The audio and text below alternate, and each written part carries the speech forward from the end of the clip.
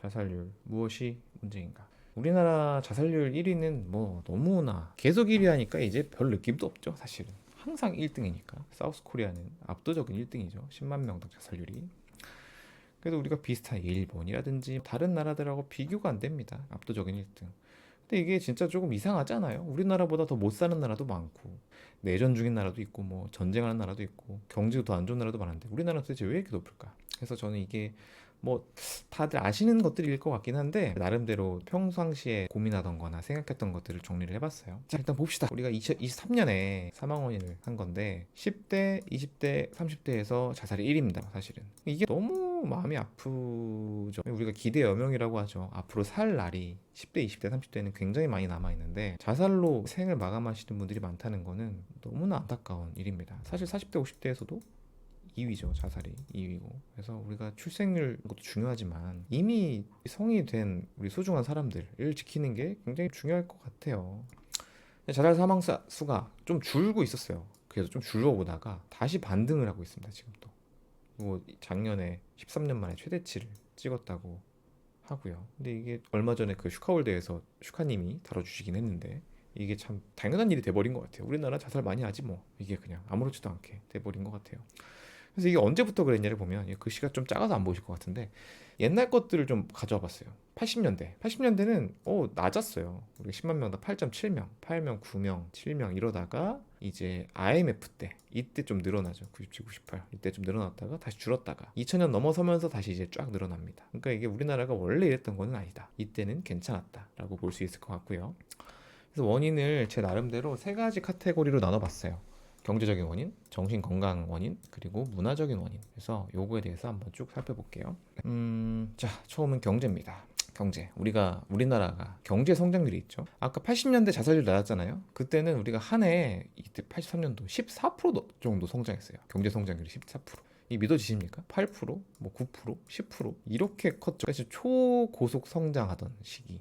이때 IMF 때 한번 꺾이긴 했지만 그 다음에도 계속 잘 나갔어요. 이거를 바로 반등해서 회복하고 잘 나갔어요. 근데 지금은 최근에는 우리 거의 뭐 2%, 2% 밑으로 이제 좀 기어가죠. 완전히 저성장 국면에 진입을 했습니다. 그래서 이게 지금 현재 우리나라고. 청년 실업률 봤어요. 우리나라 청년들 지금 힘들잖아요. 그래서 청년 실업률 어떨까 봤는데 청년 실업률이 좀 찾아보고 생각보다 나쁘지 않더라고요. 청년 실업률 그리고 나쁘지 않습니다. 그럼 도대체 뭐가 문제인가 보니까 이거는 이제 일용직 같은 것도 다 포함한 거래요. 그래서 실제를 보려면 청년층의 체감 실업률을 보면 체감 실업률은 공식적인 건 아니지만 더 나은 일자리를 원하는 단시간 근로자, 잠재 구직자, 잠재 취업 가능자 등을 포함한다. 그러니까 경제 주체가 느끼는 일자리 상황을 반영한 지표로 받아들여진다. 그러니까 이게 청년들이 그 어느 때보다 공부 많이 하잖아요. 다 대학 나왔고 그리고 석사 박사도 지금 역대급으로 많죠. 그러니까 다들 눈높이는 엄청 높아졌는데 이 눈높이에 맞는 일자리는 없는 거예요. 그러다 보니까 이 체감 실업률이 높아지는 거죠. 그래서 실업률만 보면은 나쁘진 않은데 체감 실업률은 그보다 훨씬 안 좋다. 그래서 실제로 청년들은 많은 어려움을 느끼고 있다라고 이해를 해야 될 것 같습니다. 그리고 또 경제에서도 빼놓을 수 없는 게 노인 빈곤이죠. 우리나라 완전 초고령화 사회잖아요. 우리나라 노인의 40%가 빈곤하다라고 돼 있습니다. 그러니까 우리나라 이게 또 빈곤율이 또 1위예요. 그래서 노인들의 극단적 선택은 빈곤과 깊은 연관이 있다. 노인의 자살을 생각하는 주된 이유가 건강인데 이거랑 거의 같은 비율로 경제적 어려움이 있습니다. 23%. 노인 빈곤율이 굉장히 심해서 이게 노인 자살에 많은 영향을 주고 있다라고 봐야 될 것 같습니다. 이제 두 번째 파트를 보면 정신건강. 정신건강 이거는 정부 자료인데 정신장애 1년 유병률이 있어요. 그러니까 최근 1년간 병이 얼마나 있었냐 하는 건데 전체 9.1%, 8.5%. 최근 1년도 사실 적지 않습니다. 정신장애 유병률이.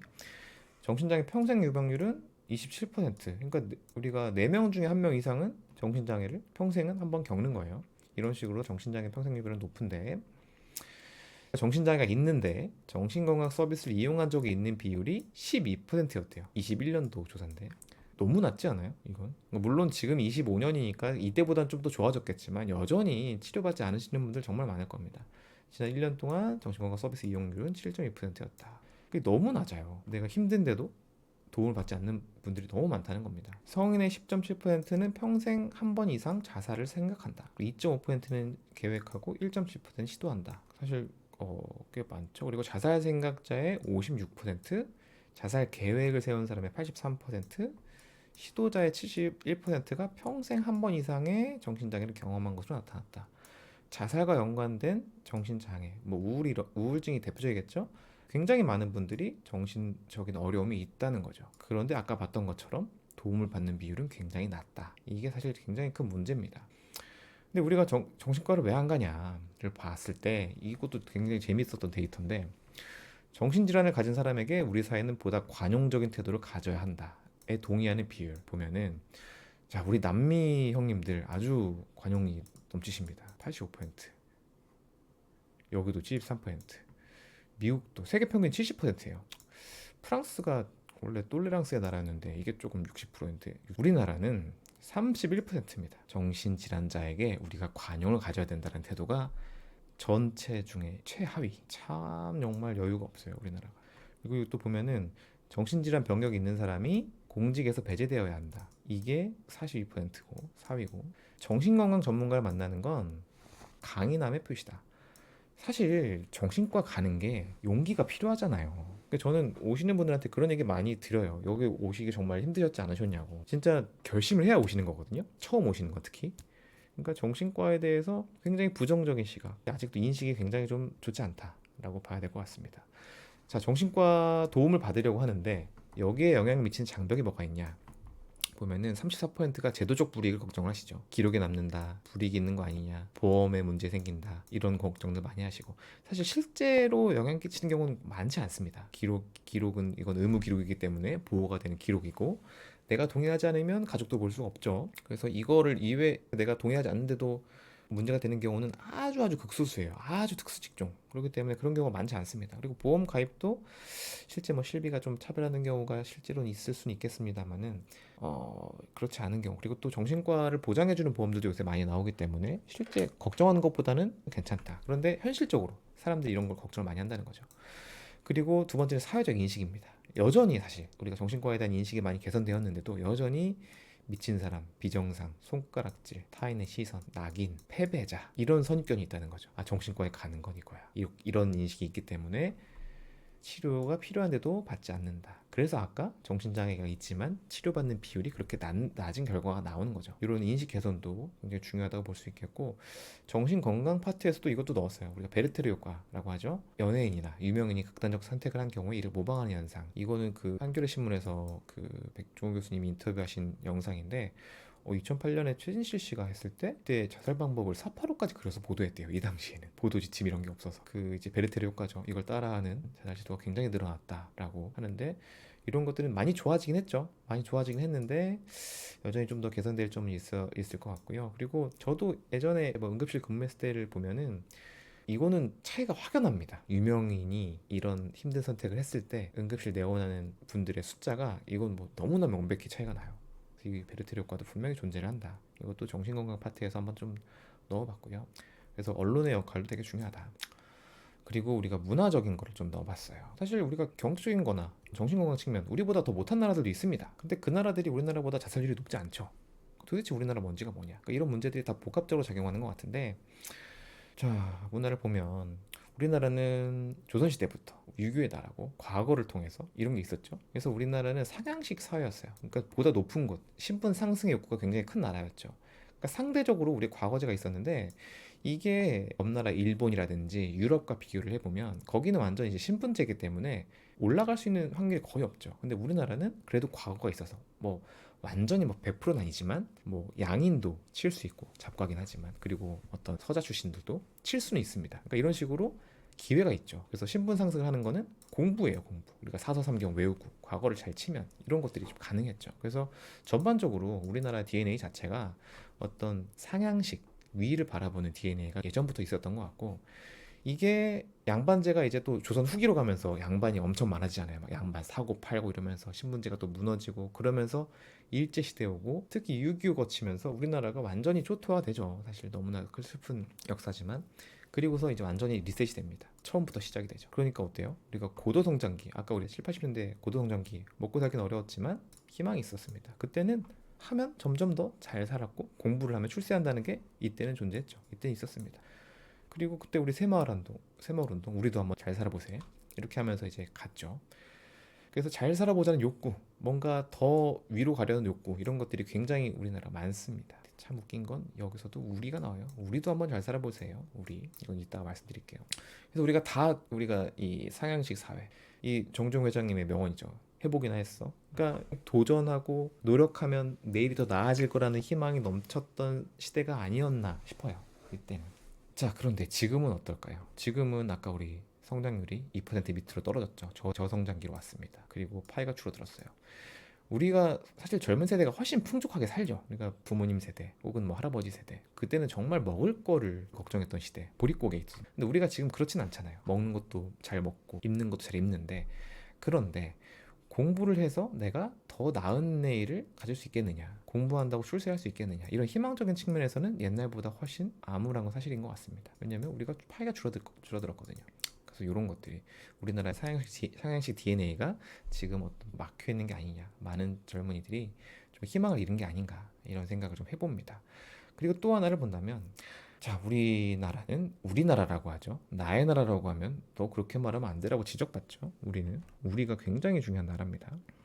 그래서 이것도 사실 다 옛날이겠구나. 우리 2002년에 이런 분위기에 혼자 파란 옷 입고 갈 수 있겠어요? 우리가 단체가 굉장히 힘이 있는 건 맞지만 여기서 혼자 튀기 쉽지 않습니다. 혼자 다른 목소리 내기가 쉽지 않습니다.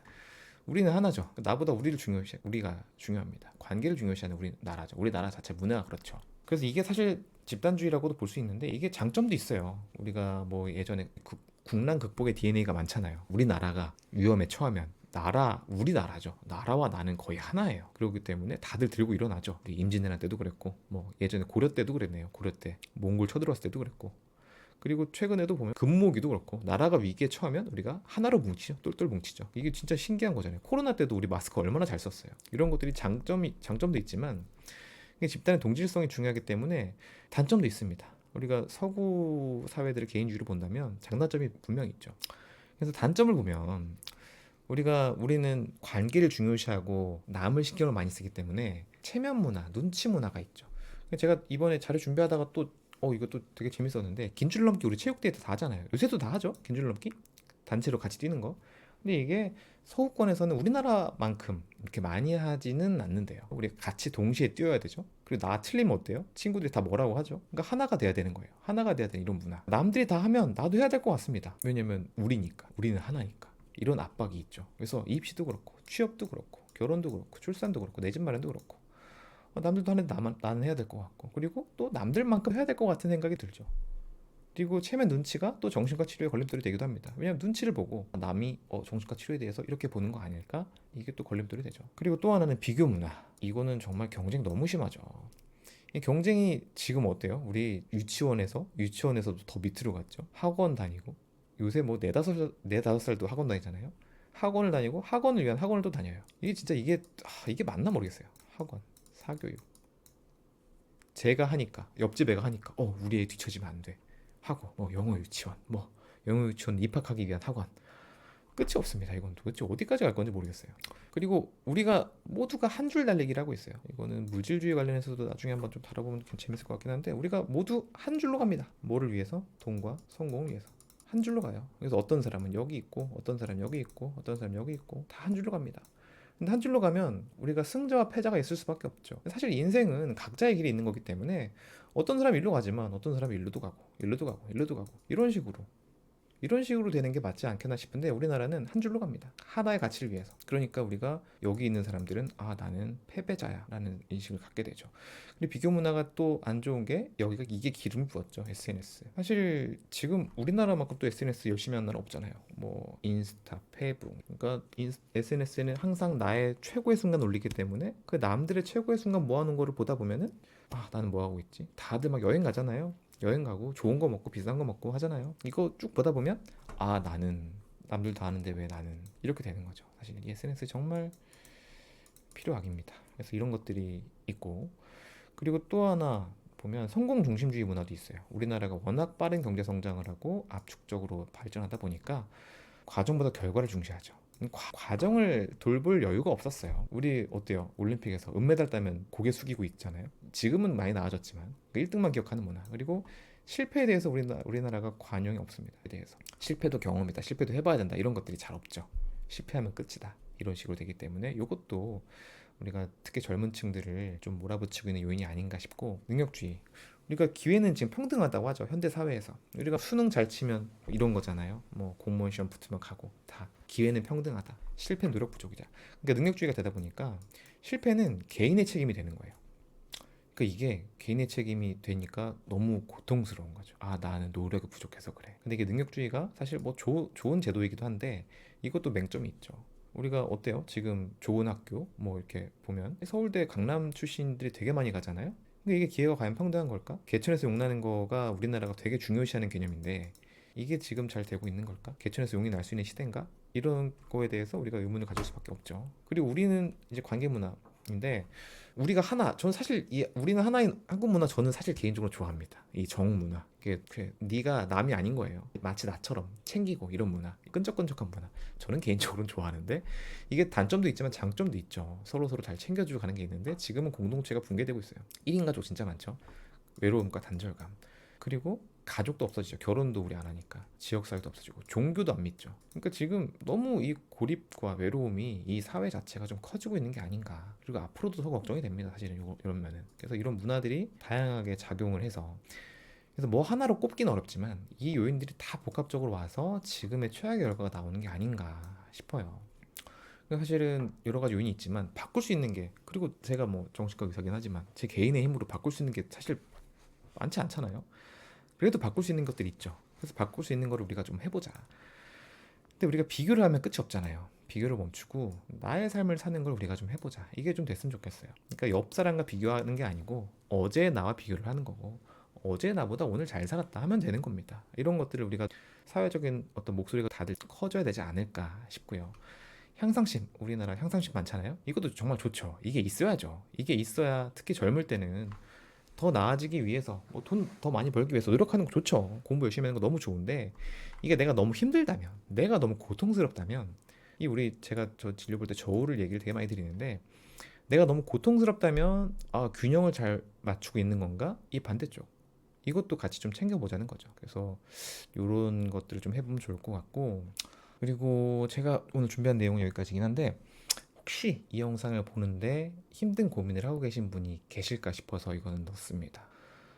지금 굉장히 다양하실 거예요. 힘든 것들이. 그래서 사실 이런 말씀 드리는 게 좀 건방질 수도 있어요. 제가 다들 사연을 알지 못하니까. 그렇지만 우리가 그 어떤 고통도 영원하지 않죠. 날씨로 비유를 하면 아무리 큰 태풍도 아무리 심한 폭풍우도 결국은 지나갑니다. 그래서 조금 더 일단 날씨가 바뀌기까지 조금 더 우리 기다려보는 게 어떨까 싶어요. 그리고 함께 견디는 게 필요합니다.